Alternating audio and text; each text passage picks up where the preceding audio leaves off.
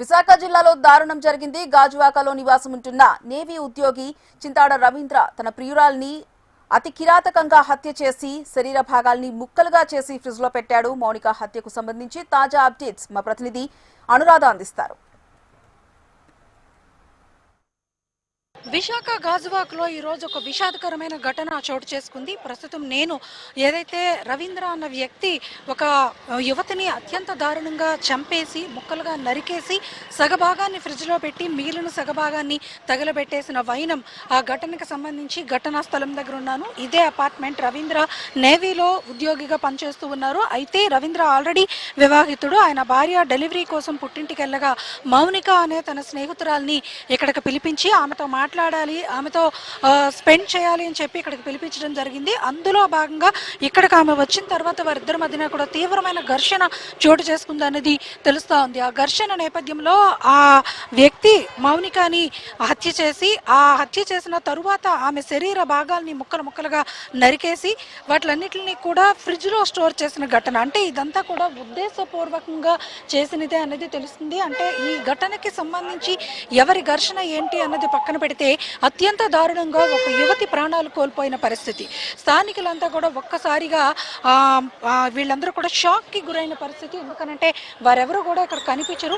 రవీంద్ర కూడా కేవలం ఉద్యోగం నిమిత్తం ఇక్కడికి 1 year క్రితం వచ్చి వాళ్ళు ఉండి ఆల్రెడీ అతను ఉద్యోగ నిమిత్తం ఉదయం వచ్చి సాయంత్రం వెళ్ళిపోవడమే తప్పితే చాలా కామ్గా ఉండే ఫ్యామిలీ. ఇలాంటి ఘటన ఈ పరిసర ప్రాంతాల్లో జరిగిందంటేనే భయపడుతున్నామని అంటున్నారు స్థానికులు. ఇక్కడ ఉన్నారు, మనతో ఒకసారి మాట్లాడదాం. అమ్మా, మీరు సంఘటనా స్థలం దగ్గర ఉన్నారు, పైకి వెళ్ళి ఆల్రెడీ చూశారు. అసలు ఇలాంటి ఘటనలు ఇలాంటి ప్రాంతాలు అంటే చుట్టూ రెసిడెన్షియల్ ఏరియా, ఇదేమి మన సిటీకి దూరంగా ఉన్న ఏరియా కాదు. ఇలాంటి చోట ఇలాంటి ఘటన జరిగింది. మీరు పైకి వెళ్ళి చూశారు ఆల్రెడీ, ఏం చెప్పాలి? ఇలాంటి ఏరియాలో ఇలా జరగడం అనేది చాలా భయంకరంగా భయపడుతున్నాం. జనాలు అందరూ కూడా భయపడుతున్నారు. ఇరుగు పొరుగులు కూడా అందరూ తలుపు తీసుకొని బయటకు రావడానికి కూడా భయపడుతున్నారు. కాకపోతే నేరస్తుడు సంవత్సరం నుంచి అపార్ట్మెంట్లో ఉన్నాడట, కానీ ఎవరితో ఎప్పుడు మాట్లాడడం కానీ ఎవరితో గొడవలు పెట్టడం అది చేయలేదట.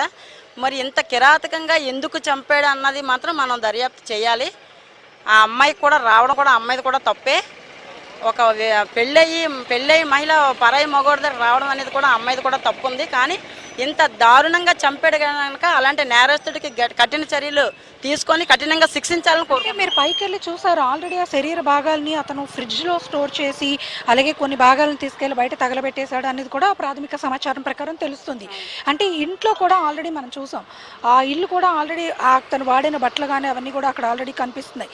అంటే ఇంకా శరీర భాగాలు లోపల ఏమైనా ఉన్నాయా అన్న దర్యాప్తు అయితే జరుగుతుంది. అసలు ఇలాంటి సంఘటనలు చూస్తే స్థానికంగా మనం కూడా షాక్ అయిపోతాం ఒకసారి. ఇప్పుడు మీరు పైకి వెళ్ళి చూసి వచ్చారు కదా, ఏం చెప్దాం? అవన్నీ కూడా ముక్కలుగా నరికి ఫ్రిడ్జ్లో పెట్టేటట్టండి. ఫ్రిడ్జ్లో ఉన్నాయి. పోలీసులు మరి ఫ్రిడ్జ్ డోరు తీసిలేరు. డోర్ వేసి ఉంది కనుక మేము బయట నుంచే చూసాం. ఇంట్లో కూడా చిందరవందరగా ఉన్నాయి సామాన్లన్నీ. ఆ ఫ్రిడ్జ్లో అన్ని ముక్కలు కింద చిన్న ముక్కలు కింద చేసి మన చికెన్ ఎలా పెట్టుకుంటామో అలాగ స్టోర్ చేసాడంట. మరి కొన్ని భాగాలు తీసుకెళ్ళి అడవివారంలో కాల్చాడు కనుక ఇవి కూడా కొంచెం తీసుకెళ్ళి కాలుద్దామని ఐడియాతోనే ఆయన కొంచెం చిన్న ముక్కల కింద చేసి ఉంచాడు.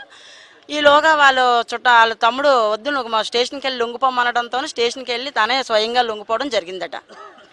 అంటే ఇప్పుడు ఇలాంటి ఘటనలు చూస్తే కనుక మనకు ఒక విషయం అయితే అర్థమవుతుంది. ఎందుకనంటే హ్యూమన్ రిలేషన్స్లో అంటే మానవ సంబంధాల్లో ఈ రకంగా మనం అనుకోవచ్చు ఇతరత్ర. అంటే ఏదైతే ఇప్పుడు ఇక్కడ తను స్నేహం అనేది ఒక పరిచయం అనేది తీవ్రమైన విషాదానికి ఈరోజు తెరతీసింది.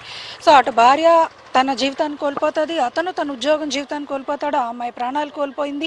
అసలు అత్యంత కర్కశంగా అంటే ముక్కలుగా ఒక మనిషి శరీర భాగాన్ని నరికేసిన ఘటన నిజంగా చాలా బాధాకరం. అది విషయాలు ఆ సంఘర్షణలో పక్కన పెడితే ఇలాంటివి చూస్తున్నప్పుడు అంటే సామాజికంగా మనం ఎలాంటి జాగ్రత్తలు తీసుకోవాలంటే హౌస్ రెంట్స్కి ఇచ్చినప్పుడు కానీ ఇట్లాంటివప్పుడు కొన్ని వివరాలు తీసుకోవాలి కదా. ఎలా అసలు ఆ వ్యక్తి ఎక్కడి నుంచి వచ్చాడు అన్నది తెలుసుకోకుండా ఇక్కడ మా ఏరియాలోనైతే ఇల్లు ఇచ్చారు ఆయనకి. మరి అంత కఠినంగా ఆయన ఎందుకు ప్రవర్తించాడు అన్నది మాకు అయితే తెలియదు. కానీ ఇలా వివేహేతర సంబంధాలు ఉండడంతో ఇలా మనం కూడా సమాజాన్ని కొంచెం ఖండించాలి. ఆ అమ్మాయి కూడా భయభక్తుల్లో ఉండాలి. ఈయన కూడా భార్య బిడ్డలు ఉన్నారని కూడా ఈయన కూడా ఒక క్షణం ఆలోచించి పెద్దలకు కొంచెం ఏమన్నా ఇన్ఫర్మేషన్ ఇచ్చి ఉంటే ఎవరైనా సెటిల్మెంట్ చేసేవాళ్ళేమో. అలాంటి నిర్ణయం ఎందుకు తీసుకున్నాడో, అంత భయంకరంగా ఎందుకు చంపాడు అన్నది మాత్రం మరి మాకు తెలియదు మేడం. మరి మేము చూడడమే జరిగింది.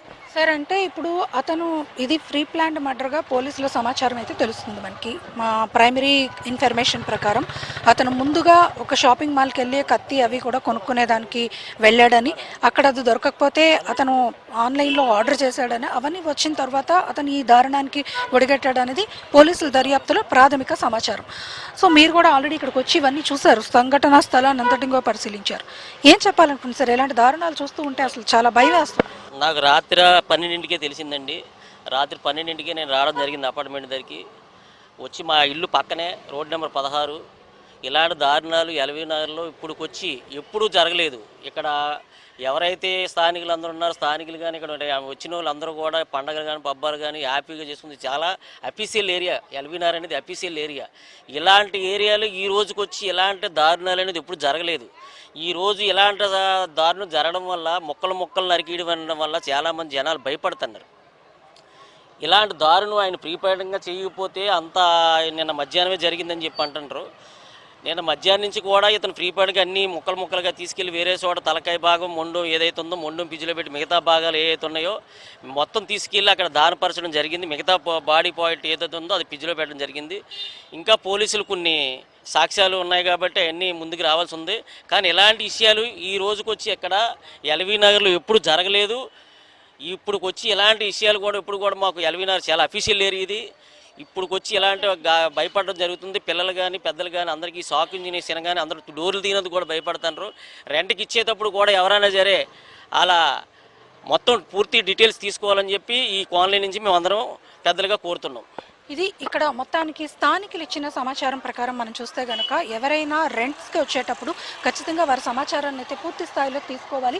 అయితే ఈ ఉదాంతం అనేది ఊహించలేని ఘటన, కానీ ఇక్కడ అందరూ కూడా భయభ్రాంతులకు గురైపోతున్నామని చెప్పేసి చెప్తున్నారు. అయితే మొదటగా అతను వాళ్ళిద్దరి మధ్యన ఏం ఘర్షణ జరిగింది అనేది పక్కన పెడితే, మొదటగా ఆయన ఆన్లైన్లో కత్తిని ఆర్డర్ చేసినట్లుగా పోలీసుల దర్యాప్తులో తేలింది.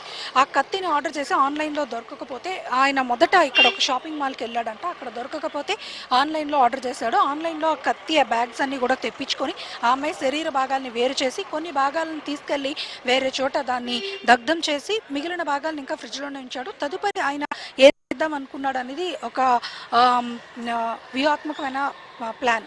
అయితే దీనికి సంబంధించి ఎంతలోనే అతను ఒక స్నేహితుడికి ఫోన్ చేసి ఘటనకు సంబంధించి కొంత సమాచారాన్ని ఇచ్చాడు. దాంతో అతను కంగారు పడి కుటుంబ సభ్యులకి సమాచారం ఇచ్చిన నేపథ్యంలో వాళ్ళందరూ కూడా పోలీసులకి లొంగిపోమని ఇచ్చిన సలహా మేరకు రవీంద్ర వెళ్ళి పోలీసుల దగ్గర లొంగిపోయాడు. అతను ఇచ్చిన ప్రాథమిక సమాచారం ప్రకారం క్లూస్ టీమ్స్ వచ్చి వివరాలన్నీ కూడా సేకరిస్తున్నారు.